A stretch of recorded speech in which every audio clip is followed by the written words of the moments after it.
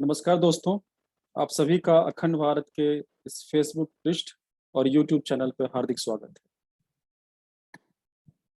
आज भगवान श्री कृष्ण जी के जन्म दिवस पे मैं आप सबों को हार्दिक शुभकामनाएं भी देता हूं।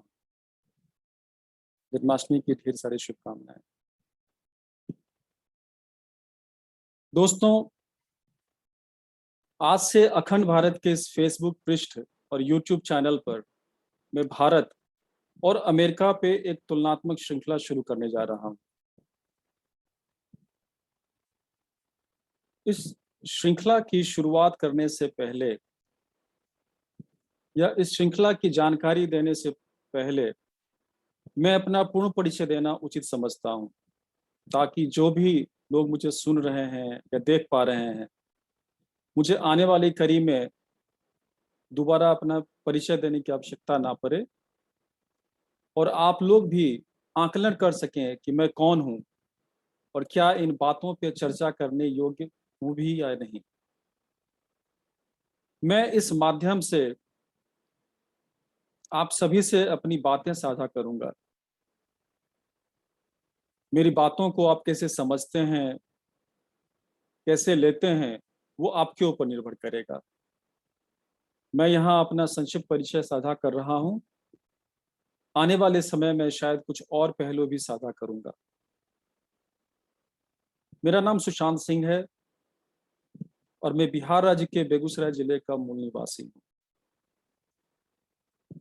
मेरी प्राथमिक शिक्षा से लेकर पीएचडी तक की पढ़ाई बिहार में ही हुई।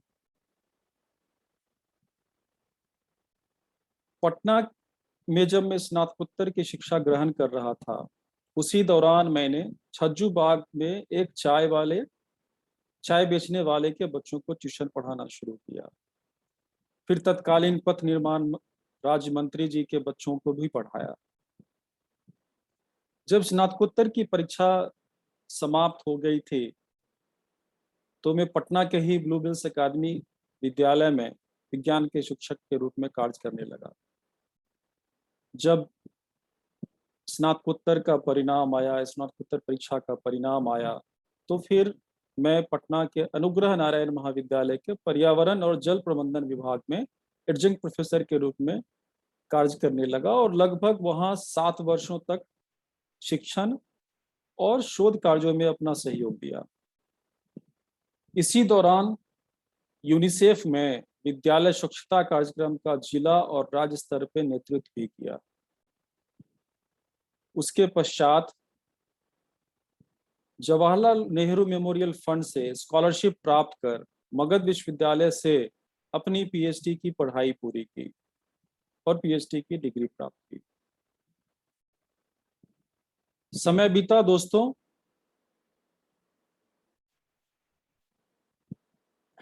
फिर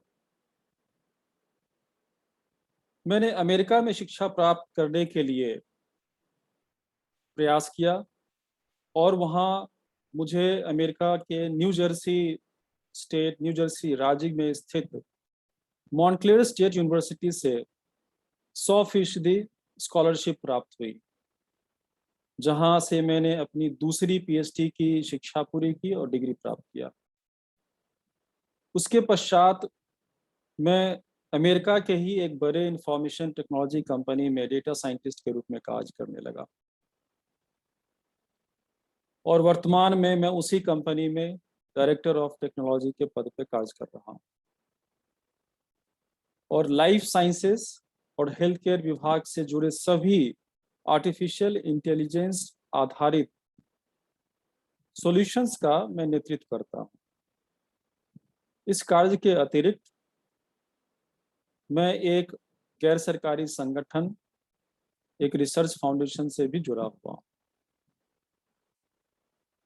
दोस्तों, एक वैज्ञानिक के रूप में मुझे विश्व के 2 बड़े बड़े वैज्ञानिकों के साथ उनके सानिध्य में रह के कार्य करने का सौभाग्य प्राप्त हुआ। उनमें एक हैं स्वर्गीय दीपांकर चक्रवर्ती सर, जिन्हें मैं आर्सेनिक शोध कार्य के क्षेत्र में अपना आदर्श मानता हूँ। और दूसरे हैं आर्टिफिशियल इंटेलिजेंस में विश्व में बहुत कम उम्र में सर्वश्रेष्ठ वैज्ञानिक की ख्याति प्राप्त करने वाले डिस्टिंग्विश्ड प्रोफेसर विश्वजीत प्रधान सर जी। अभी तक एक वैज्ञानिक के रूप में मैंने लगभग 50 शोध पत्र, किताब और किताबों में अध्याय विश्व के महत्वपूर्ण साइंटिफिक जर्नल्स में प्रकाशित मैंने किया है। उन्हीं शोध कार्यों में से एक आर्टिकल को 2018 और 19 में विश्व में सर्वाधिक पढ़े जाने वाला आर्टिकल का सम्मान प्राप्त हुआ। एक सामाजिक कार्यकर्ता के रूप में विभिन्न कार्यकलापों से मैं जुड़ा रहा हूं, और जब आप समाज कार्य करते हैं तो अपनी उपलब्धियों को वहां नहीं आप गिनाते हैं, क्योंकि समाज से जुड़ी हर घटना में जो व्यक्ति आपसे लाभ प्राप्त कर रहा होता है वही आपके बारे में सच्ची जानकारी दे सकता है। तो मैं ये उन पे छोड़ता हूँ जिनके साथ मैंने काम किया, जिनको जिनसे जिनको मुझसे लाभ प्राप्त हुआ, वो यदि इस बात की चर्चा करेंगे तो ज्यादा उचित होगा। इन सभी कार्यों के अतिरिक्त कविताएं और नाट्य लिखना मेरे कुछ शौक रहे हैं। मुझे लगता है कि इतनी जानकारी मेरा परिचय देने के लिए काफी होगा और आप लोग समझ पाएंगे कि मैं कौन हूँ। अभी तक मैंने संक्षिप्त में जो भी विवरण दिए हैं, मैंने अभी तक क्या कार्य किए हैं, और मैं जो कुछ भी आप लोगों से साझा करने जा रहा हूँ, क्या मुझे में इतनी क्षमता, इतना अनुभव है कि उन सब बातों को मैं गंभीरता से आप लोगों के सामने में रख सकूं। अब चूंकि मैंने अपना परिचय आप लोगों से दिया है, मैं आप लोगों से निवेदन करूंगा कि आप लोग भी कमेंट में अपना नाम और जन्म स्थान यदि लिख करके साझा करते हैं तो मैं भी धीरे धीरे आप लोगों से जुड़ना शुरू करूंगा, एक दूसरे को हम लोग जानने लगेंगे। अखंड भारत के इस फेसबुक पृष्ठ और यूट्यूब चैनल के माध्यम से मैं सिर्फ भारतवासियों को कुछ विषयों पर जागरूक करना चाहता हूं, वैसे विषय जो समाज और देश के विकास और उन्हें सशक्त बनाने में मदद कर सकें। मेरे व्यक्त किए गए विचार एक साधारण भारतीय नागरिक के रूप में होंगे और उन विचारों का उन संस्थानों से कुछ लेना देना नहीं है जिनसे मैं जुड़ा हुआ। ये मेरे व्यक्तिगत विचार है या मेरे व्यक्तिगत अनुभव है।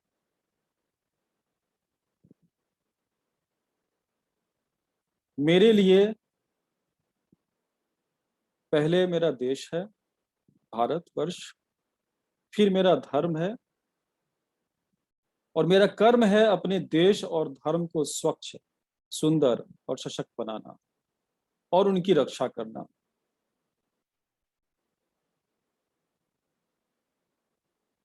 इस परिचय के बाद, इस छोटे से संवाद के बाद, अब आते हैं आज से शुरू होने वाली अमेरिका और भारत के बीच तुलनात्मक वार्ता की श्रृंखला की शुरुआत करने पर, जो मैंने आपसे साझा किया कि आज से मैं ये श्रृंखला शुरू कर रहा हूं।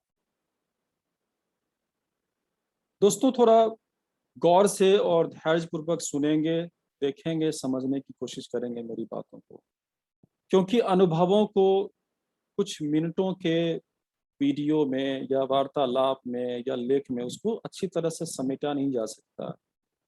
फिर भी जो महत्वपूर्ण बिंदु हैं मैं आपसे साझा करूंगा और आप उन विषयों को समझने की कोशिश करेंगे, अपने विचार व्यक्त करेंगे। फिर यदि जरूरत लगे तो हम लोग फिर उस पर आगे चर्चा परिचर्चा कर सकते हैं।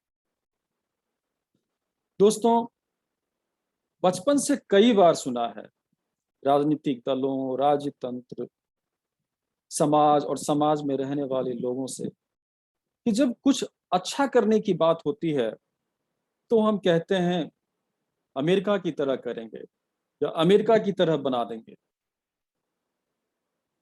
परंतु जब आप अच्छे की अपेक्षा करते हैं, किसी से अच्छे की अपेक्षा करते हैं, उसी राजतंत्र से, उसी संस्थान से, उसी व्यवस्था से, समाज से जब किसी अच्छे चीज की अपेक्षा करते हैं तो सुनने को मिलता है ये भारत है, बिहार है, अमेरिका थोड़े ही है। और ये बातें हमेशा खटकती रहती थी मेरे मन में। जैसा कि मैंने अपने परिचय में आप लोगों को बताया कि सौभाग्य से मुझे अमेरिका में शिक्षा प्राप्त करने का मौका मिला। वहां कुल मिलाकर 10 वर्ष रहा। उसी 10 वर्षों के अनुभव को आपसे साझा कर रहा हूं। मेरे अनुभव से यदि एक इंसान को भी लाभ पहुंचता है या एक इंसान भी जागरूक होता है तो मैं अपने आप को सौभाग्यशाली समझूंगा। दोस्तों, जब हम कहीं नई जगह जाते हैं, कहीं भी, आप अपने घर से बाहर, राज्य से बाहर, देश से बाहर, मैंने देखा है वहां 3 चीजें हमें विरासत में प्राप्त होती हैं। वहां की संस्कृति, वहां की व्यवस्था, जिसे हम आम भाषा में सिस्टम भी कहते हैं, और वहां की कार्य संस्कृति। ये 3 चीजें हैं जो वहां की अपनी होती हैं, और जब हम वहां जाते हैं तो वो स्वतः हमें प्राप्त होती हैं। उसी के अनुकूल हमें खुद को ढालना होता है, कार्य करना होता है। तो अमेरिका में बिताए 10 वर्षों में जितना भी अनुभव प्राप्त हुआ उनको मैंने कुल 10 खंडों में बांटा है, और आने वाले समय में हम एक एक खंड पे बात करेंगे। दोस्तों, हम कहीं भी रहते हैं या किसी नई जगह जाते हैं तो वहां सबसे महत्वपूर्ण होता है वहां का तंत्र, सिस्टम। यदि सिस्टम, वहां का तंत्र, वहां की व्यवस्था सुचारू रूप से कार्य कर रही होती है तो चाहे वहां के मूल निवासी हों, उस जगह आने वाले विदेशी हों या पर्यटक हों, उन सबों को वहां परेशानी नहीं होती।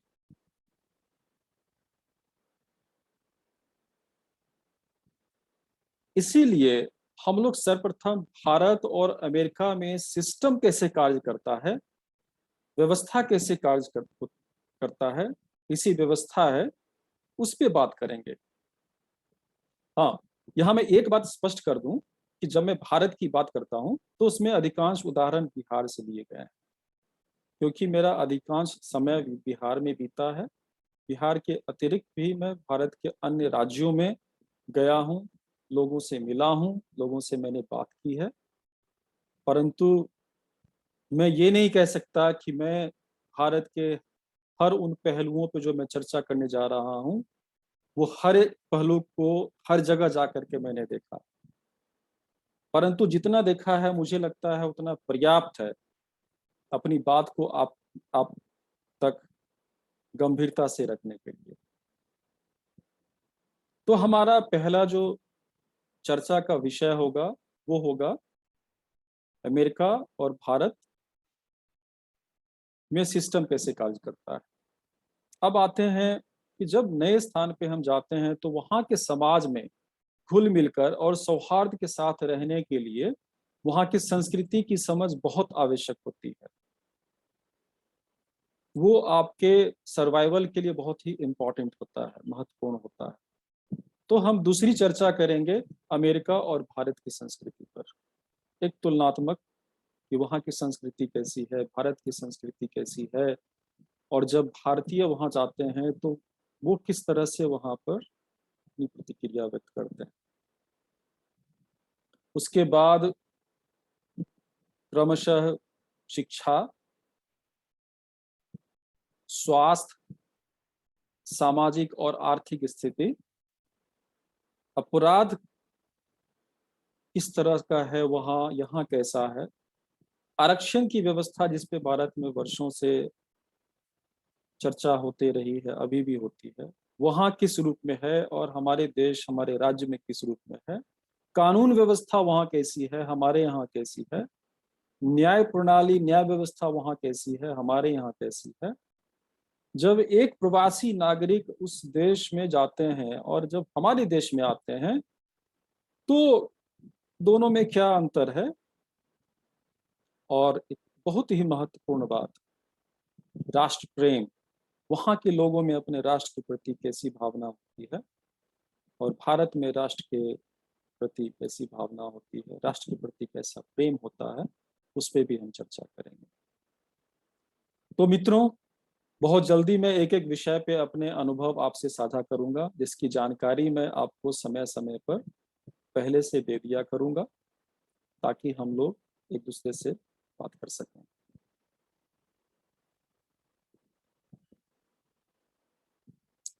दोस्तों, शास्त्र और शस्त्र विज्ञान, ये हम लोगों ने महसूस किया है, या ये कह सकते हैं कि वर्षों से हम, भारत की जो संस्कृति है उसमें ये दोनों ही विषय, शास्त्र विज्ञान और शस्त्र विज्ञान, हम सनातनियों के अस्थि मज्जा में बसता है। अस्थि मज्जा आप लोग समझते होंगे, जिसको संभवतः बोन मैरो कहा जाता है, रीढ़ की हड्डी में होती है। तो वहां ये बसती है, जरूरत है सिर्फ उन्हें जागृत करने की। ये बात मैं इसलिए कह रहा हूं क्योंकि ये, मैं यहाँ पे कोई भाषण देने नहीं आया। आप सब ज्ञानी हैं, जो भी सनातनियों का संस्कार लेकर के इस धरती पे आए हैं, वो इस बात को बहुत अच्छी तरह समझ सकते हैं। और मेरी बातें तभी तक सार्थक होंगी जब हम लोग एक दूसरे के साथ मिलकर के इस बात को समझने की कोशिश करेंगे। और उसके लिए बहुत ही जरूरी है कि हम अपने उस ज्ञान को, उस विज्ञान के समझ को और जागृत करें।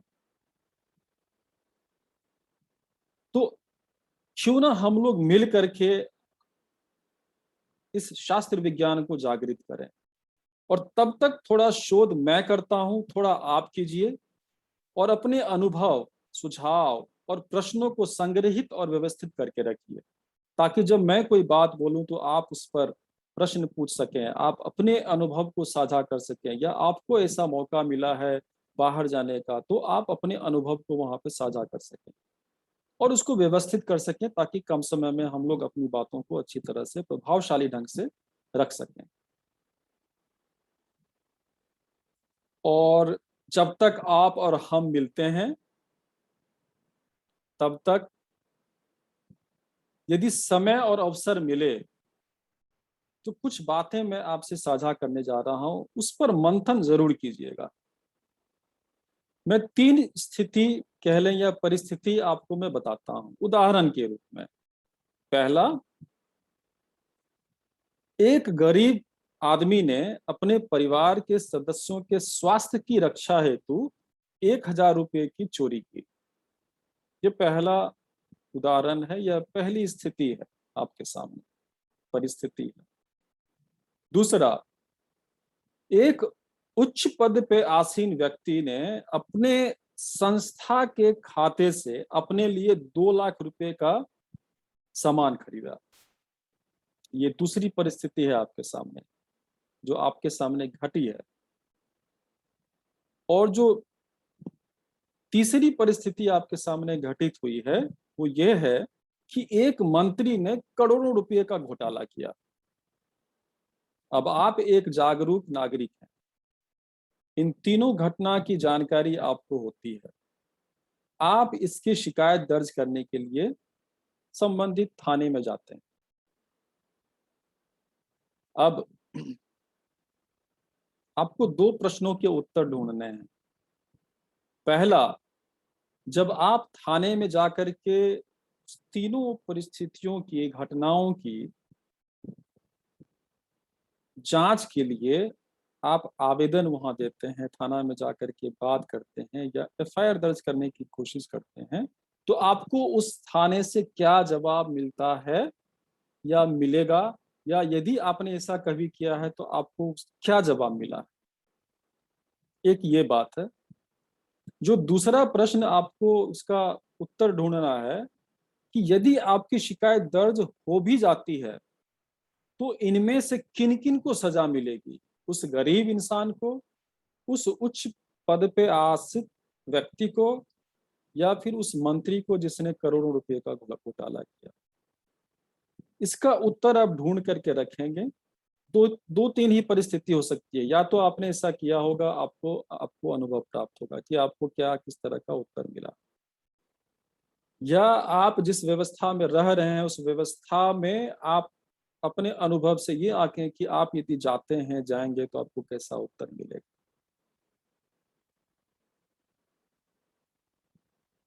और उन सब चीजों को हम लोग फिर आने वाले जो अगली कड़ी होगी उसमें हम लोग चर्चा करेंगे, और मैं अपने उत्तर आपसे साझा करूंगा और आप अपने उत्तर वहां साझा करेंगे ईमानदारी से, ताकि हम लोग एक दूसरे से सच्चाई के साथ जुड़ सकें।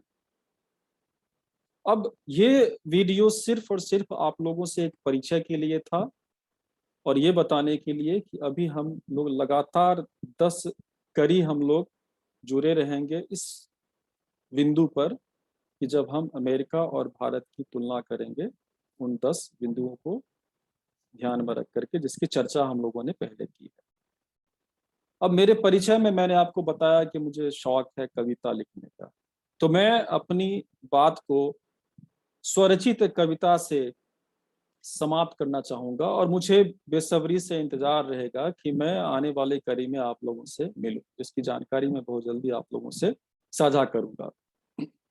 ध्यान से इस कविता को सुनेंगे, समझेंगे, वो अति महत्वपूर्ण है।